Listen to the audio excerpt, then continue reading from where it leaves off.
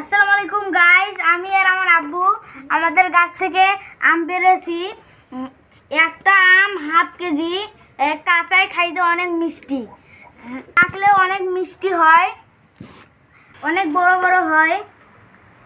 একটা আম অনেক রস, এগুলোর অনেক রস। যেই গাছ থেকে আমরা আম পাচ্ছি ওই গাছটা তোমার একটু দেখাই।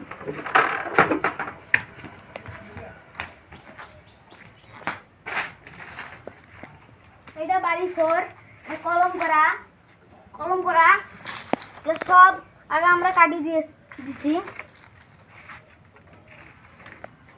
আর এটা কিউজাই এখনো